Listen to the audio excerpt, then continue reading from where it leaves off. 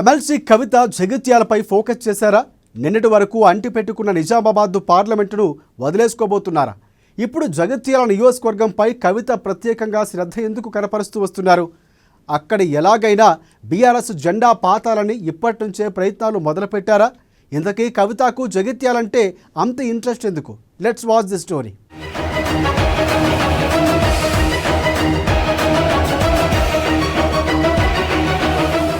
ఉప ఎన్నికలపై బీఆర్ఎస్ ఆశలు, జగిత్యాలపై ఎమ్మెల్సీ కవిత ఫోకస్, జగిత్యాలలో కార్యకర్తలతో సమావేశాలు, సంజయ్ని 2 సార్లు ఎమ్మెల్యేగా గెలిపించిన కవిత, నిజామాబాద్ సేఫ్ ప్లేస్ కాదనే భావనలో కవిత,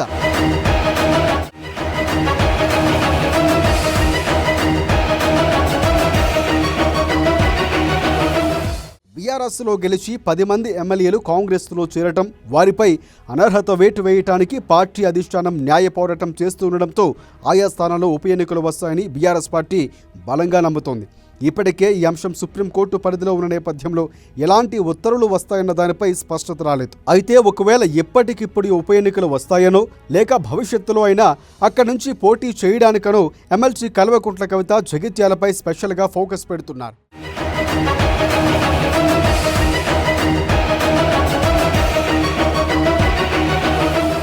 ఇటీవలే కొండగట్టు అంజన్న సన్నిధిలో ప్రత్యేక పూజలు చేసి ఆ తర్వాత బీర్పూరు శ్రీ లక్ష్మీ నరసింహస్వామి వారి జాతరకు కూడా వెళ్ళి వచ్చిన కవిత తెల్లవారి జగిత్యాల్లో బీఆర్ఎస్ పార్టీ ముఖ్య కార్యకర్తల సమావేశాన్ని నిర్వహించడం ఇప్పుడు ప్రాధాన్యతను సంతరించుకుంది.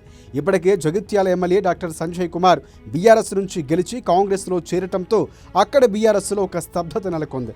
కాంగ్రెస్లో MLC Jeevan Reddy versus MLA Sanjay Kumar వర్గ విభేదాలు తారాస్థాయిలో కనిపిస్తున్నాయి. సో వీటిని పొలిటికల్గా క్యాష్ చేసుకోవాలంటే అక్కడ బీఆర్ఎస్కు ఒక బలమైన అభ్యర్థి అవసరం ఉంది.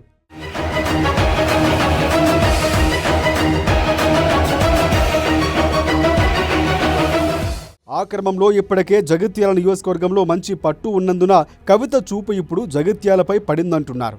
రేపెప్పుడైనా ఉప ఎన్నిక వచ్చినా లేక భవిష్యత్తు అసెంబ్లీ ఎన్నికల నాటికైనా జగిత్యాల నుంచి పోటీ చేయాలని కవిత భావిస్తున్నట్లు ఆమె సన్నిహితులు చెబుతున్నారు. కాంగ్రెస్ ఎమ్మెల్సీ జీవన్ రెడ్డితో రాజకీయంగా ఫైట్ ఉన్నప్పటికీ వ్యక్తిగతంగా కవితకు ఆయనతో సత్సంబంధాలు ఉన్నాయి.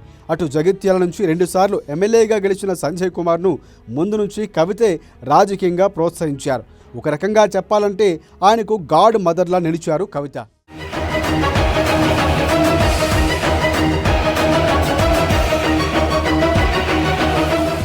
అయితే సంజయ్ కుమార్ కారు దిగి వెళ్ళిపోవడంతో ఎలాగైనా జగిత్యాల్లో మళ్లీ బీఆర్ఎస్ జెండా పాతాలని, అందుకే తానే బరిలో నిలవాలని కవిత భావిస్తున్నట్లు తెలుస్తోంది.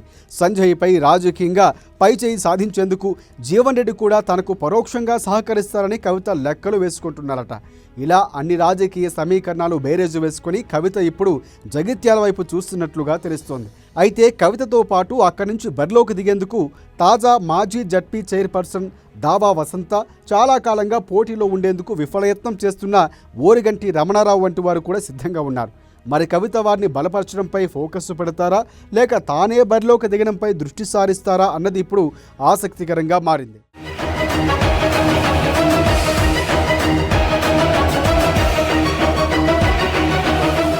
కవిత నిజామాబాద్ ఎంపీగా ఓటమి పాలవటంతో పాటు కేంద్రం పసుపు బోర్డును ప్రకటించడంతో ఇక నిజామాబాద్ సేఫ్లెస్ కాదనే భావనలో ఉన్నట్లు చెబుతున్నారు.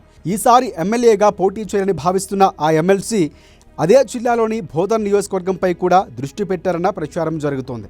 మరోవైపు జగిత్యాల్లో కూడా కవిత యాక్టివ్ అవుతూ ఉండడంతో రాబోయే రోజుల్లో ఈ 2 నియోజకవర్గాల్లో ఏదో ఒకదాన్ని కవిత ఎంచుకునే అవకాశాలు లేకపోలేదంటున్నారు.